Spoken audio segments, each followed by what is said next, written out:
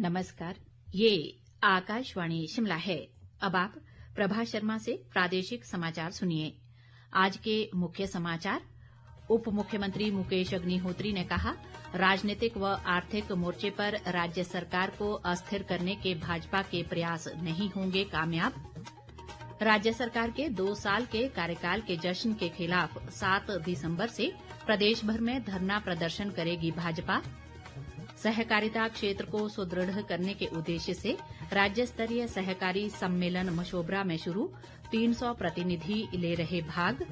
और नेता प्रतिपक्ष जयराम ठाकुर ने प्रदेश में स्वास्थ्य सुविधाओं की अनदेखी को लेकर राज्य सरकार को लिया आड़े हाथ। अब समाचार विस्तार से। उप मुख्यमंत्री मुकेश अग्निहोत्री ने कहा है कि भाजपा राजनीतिक और आर्थिक मोर्चे पर सरकार को अस्थिर करने में लगी है, लेकिन उनका ये प्रयास कामयाब नहीं होगा।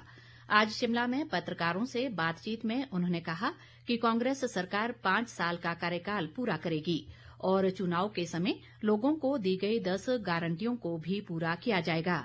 अग्निहोत्री ने कहा कि भाजपा जितने भी नेताओं को बाहर से बुलाकर कांग्रेस की आलोचना करवा ले, लेकिन सरकार विकास कार्यों से पीछे नहीं हटेगी।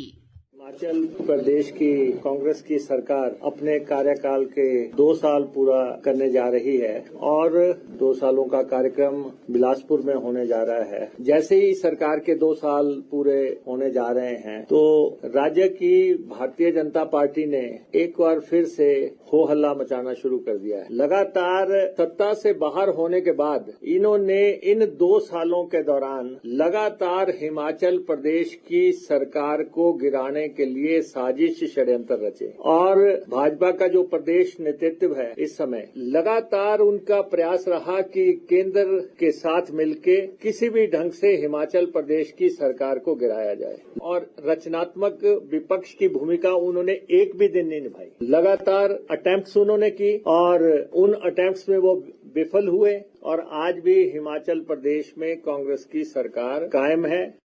उप मुख्यमंत्री ने कहा कि भाजपा गुटों में बटी हुई है और विपक्ष की सकारात्मक भूमिका निभाने में भी फेल हुई है। अग्निहोत्री ने आरोप लगाया कि प्रदेश से 7 सांसद होने के बावजूद हिमाचल को केंद्र से कोई मदद नहीं मिल रही है। भाजपा इस समय आपको पता प्रदेश में बड़े गुटों में बंट गई है। वैसे तो खुद ही इनके गृह युद्ध चल रहा है, तो ये युद्ध आगे को और बढ़ेगा। सरकार तो अपना काम करती रहेगी, लेकिन इनकी लड़ाइयां चलती रहेंगी और हमें इस बात से हैरानी है कि भाजपा के 7 सांसद है, 4 लोकसभा में है, 3 राज्यसभा में है, लेकिन 7 के 7 MP होने के बावजूद जो हिमाचल के साथ सलूक किया जा रहा है उसमें इनकी भूमिका और साथ में नेता प्रतिपक्ष और ये सब लोग मिलके लगातार हिमाचल के खिलाफ काम कर रहे हैं। प्रदेश की कांग्रेस सरकार के 2 साल के कार्यकाल के जश्न को लेकर भाजपा 7 दिसंबर से सभी जिलों में धरना प्रदर्शन करेगी। प्रदेश भाजपा अध्यक्ष राजीव बिंदल ने बताया कि इस दौरान लोगों को प्रदेश सरकार की नाकामियों से अवगत करवाया जाएगा। भारतीय जनता पार्टी पूरे प्रदेश में सड़कों पर उतरेगी, धरने प्रदर्शन करने की योजना बन गई है। सभी जिला स्थानों के ऊपर भाजपा समाज का जागरण करेगी। 2 साल का जश्न, ये जश्न बर्बादी तो हो सकता है, ये कांग्रेस के लिए जश्न तो हो सकता है, ये मुख्यमंत्री जी के लिए, मंत्रियों के लिए जश्न तो हो सकता है, पर वो लाखों लाखों बहनें जो झूठी गारंटियों के झांसे में जिनको सरकार ने ठगा, उनके लिए धोखा है। वो बेरोजगार युवा जो 1 लाख नौकरियां पहली कैबिनेट में मिलने की इंतजार कर रहा था, 100 कैबिनेट के बाद भी जो सड़क पर आंदोलन करता हुआ दिखाई देता है, उसके लिए जश्न नहीं है। भारतीय जनता पार्टी इनको एक्सपोज करेगी। केंद्रीय संचार व ग्रामीण विकास राज्य मंत्री पेमासानी चंद्रशेखर ने कहा है कि हिमाचल प्रदेश के सभी जिलों में 5G सेवाएं शुरू कर दी गई हैं।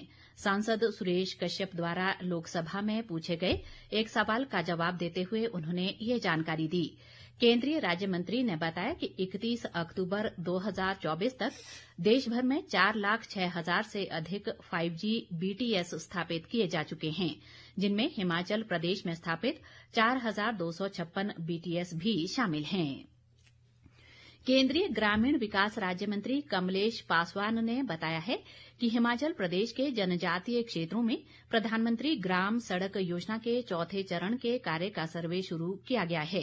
कांगड़ा लोकसभा क्षेत्र से सांसद राजीव भारद्वाज द्वारा संसद में पूछे गए सवाल के जवाब में ये जानकारी देते हुए उन्होंने कहा कि इस सर्वे के पहले चरण का कार्य जल्द पूरा कर लिया जाएगा।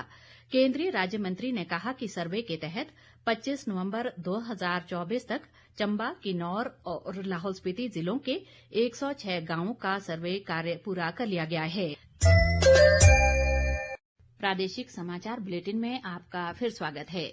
प्रदेश सहकारी समिति और हिमको फेड के संयुक्त तत्वावधान में शिमला के समीप मशोबरा में आज सहकारिता सभी के लिए बेहतर भविष्य का निर्माण करती है विषय पर 2 दिवसीय राज्य स्तरीय सम्मेलन शुरू हुआ। उप मुख्यमंत्री मुकेश अग्निहोत्री ने सम्मेलन में बतौर मुख्य अतिथि शिरकत की। इस अवसर पर उन्होंने कहा कि सहकारिता क्षेत्र का सुदृढ़ीकरण करने के लिए नए कदम उठाए जाएंगे। उन्होंने कहा कि अगले वित्त वर्ष के बजट में सहकारिता क्षेत्र के सुदृढ़ीकरण के लिए नए कानून प्रस्तावों को विधानसभा में पारित करवाया जाएगा। मुकेश अग्निहोत्री ने इस सम्मेलन में हिमफेड, वूलफेड और मिल्कफेड जैसे संघों के न आने पर चिंता जताते हुए अधिकारियों को इनके खिलाफ सख्ती बरतने के निर्देश दिए। सम्मेलन में प्रदेश भर की 5,276 सहकारी समितियों के करीब 300 प्रतिनिधि हिस्सा ले रहे हैं। केंद्रीय स्वास्थ्य मंत्री जगत प्रकाश नड्डा ने बताया है कि 10 अक्तूबर 2022 को शुरू किए गए राष्ट्रीय टेली मानसिक स्वास्थ्य कार्यक्रम के तहत इस वर्ष 22 नवंबर तक 36 राज्यों व केंद्र शासित प्रदेशों में 53 टेली मानस प्रकोष्ठ स्थापित किए गए हैं। राज्यसभा सांसद सिकंदर कुमार द्वारा आज संसद में पूछे गए सवाल के जवाब में उन्होंने कहा कि इन टेली मानस प्रकोष्ठ ने स्वास्थ्य सेवाएं शुरू कर दी हैं। केंद्रीय स्वास्थ्य मंत्री ने बताया कि वर्ष 2016-17 में राष्ट्रीय मानसिक स्वास्थ्य कार्यक्रम की जनशक्ति विकास योजना के तहत हिमाचल प्रदेश के टांडा मेडिकल कॉलेज में मानसिक स्वास्थ्य के उत्कृष्टता केंद्र को मंजूरी दी गई है।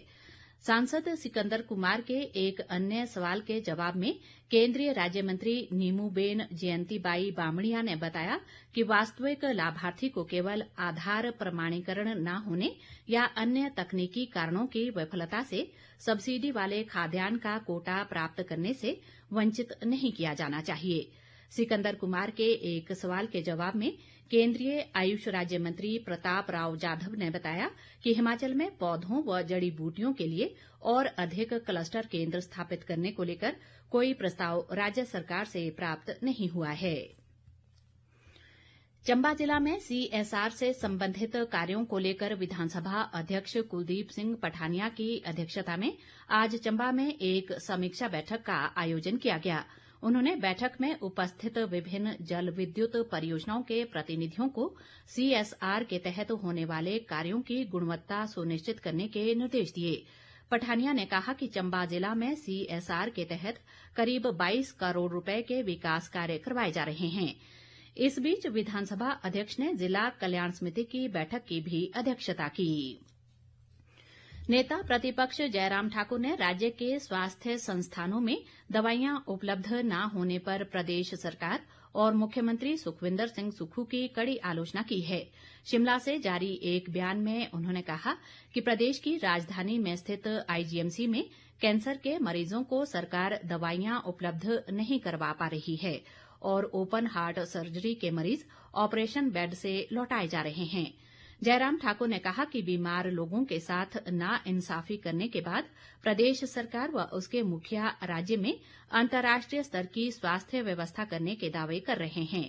नेता प्रतिपक्ष ने कहा कि भाजपा कांग्रेस के सभी झूठे दावों को बेनकाब करेगी।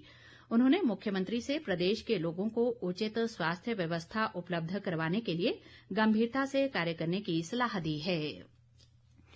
लोक निर्माण मंत्री विक्रमादित्य सिंह ने कहा है कि प्रदेश सरकार शहरी क्षेत्रों के साथ साथ ग्रामीण क्षेत्रों के विकास के लिए प्रतिबद्ध है।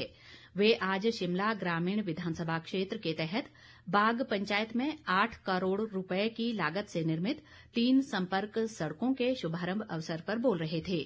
इस दौरान विक्रमादित्य सिंह ने राज्य पथ परिवहन निगम की बस को हरी झंडी दिखाकर रवाना किया और कहा कि जल्द ही तीनों रूटों पर बस चलाने के लिए निगम के अधिकारियों को निर्देश दिए जाएंगे। अंत में मुख्य समाचार एक बार फिर। उप मुख्यमंत्री मुकेश अग्निहोत्री ने कहा, राजनीतिक व आर्थिक मोर्चे पर राज्य सरकार को अस्थिर करने के भाजपा के प्रयास नहीं होंगे कामयाब। राज्य सरकार के 2 साल के कार्यकाल के जश्न के खिलाफ 7 दिसंबर से प्रदेश भर में धरना प्रदर्शन करेगी भाजपा। सहकारिता क्षेत्र को सुदृढ़ करने के उद्देश्य से राज्य स्तरीय सहकारी सम्मेलन मशोबरा में शुरू, 300 प्रतिनिधि ले रहे भाग। और नेता प्रतिपक्ष जयराम ठाकुर ने प्रदेश में स्वास्थ्य सुविधाओं की अनदेखी को लेकर राज्य सरकार को लिया आड़े हाथ। इसी के साथ ये समाचार बुलेटिन समाप्त हुआ। नमस्कार।